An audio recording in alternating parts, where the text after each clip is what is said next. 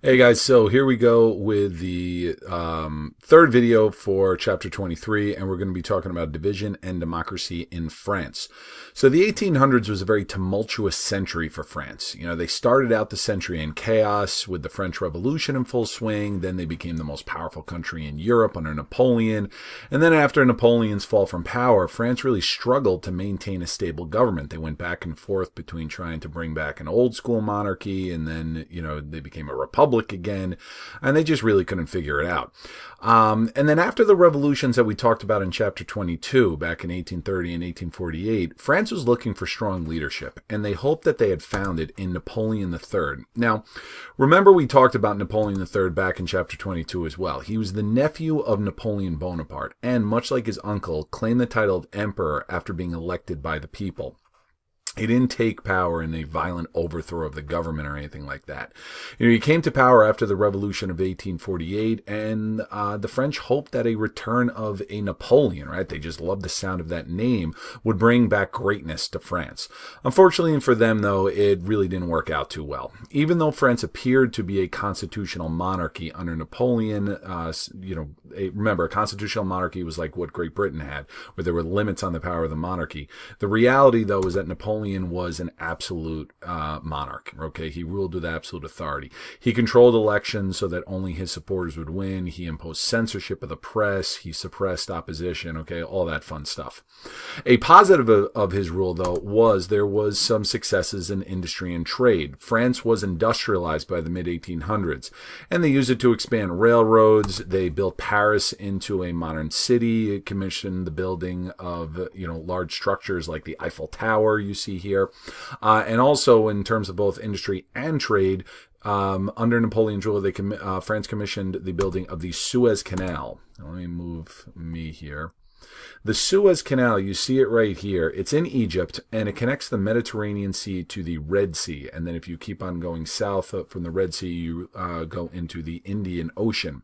What this does is it significantly cuts down on travel time. All right, you see from London all the way around the southern tip of Africa to Mumbai in India, that is 12,300 miles. Cutting through the Suez Canal, it's 7,200 miles.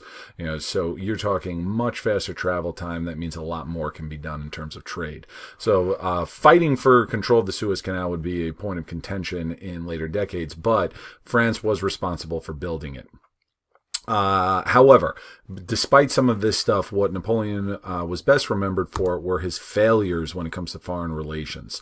He tried some not so smart ideas, such as unsuccessfully trying to put an Austrian prince on the throne of Mexico, of all places. That ended horribly. The French troops were defeated and the prince was shot. And in contrast to the huge gains made by Great Britain in creating an overseas empires, like we talked about with Queen Victoria in the first video of this chapter, France really gained very little during this time. They were involved in some wars, but they didn't have much to show for it. His worst and most embarrassing defeat, though, was with Prussia. Now, remember we talked about this in the beginning of chapter 22, when Otto von Bismarck had manipulated Napoleon into declaring war, only for Prussia to use its modernized army to wipe the floor with Napoleon.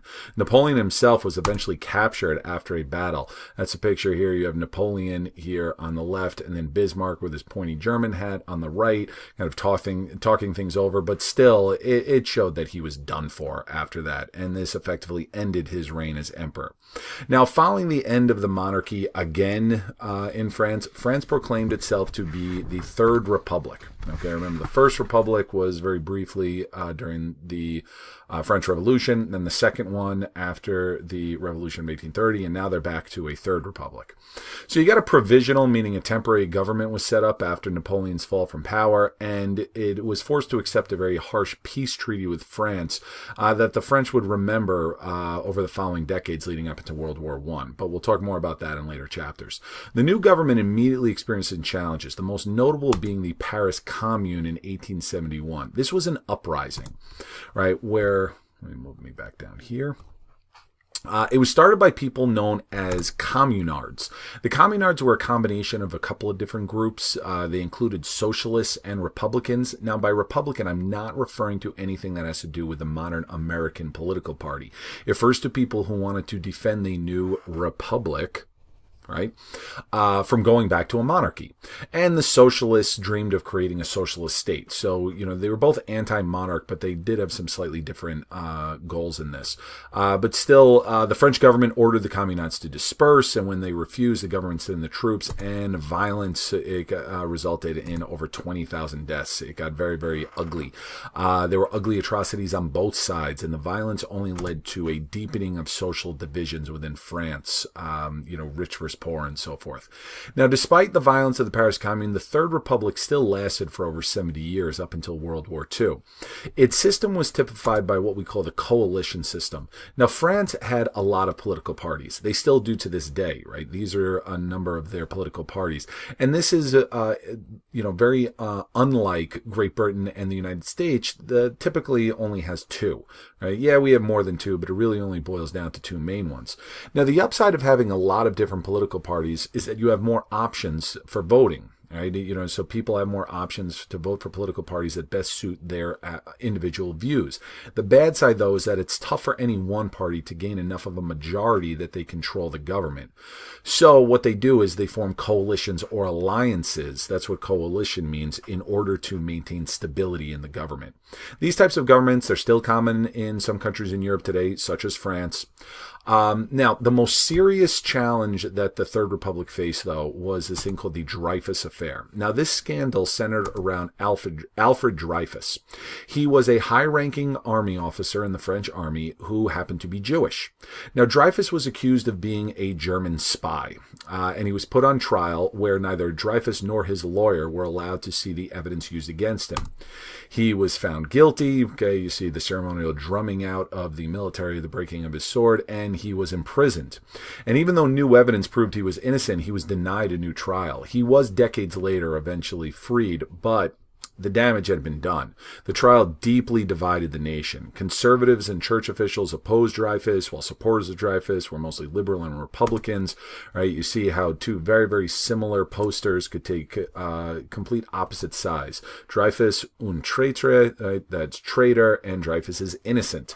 So it really kind of divided the country, the way that big time trials such as the O.J. Simpson trial in America can. But the controversy of the trial, it was rooted in anti-Semitism, which is discrimination against Jewish people. The military leadership wanted Dreyfus gone because of his religion. It was really as simple as that. It brought to light how deeply entrenched anti-Semitism was in France.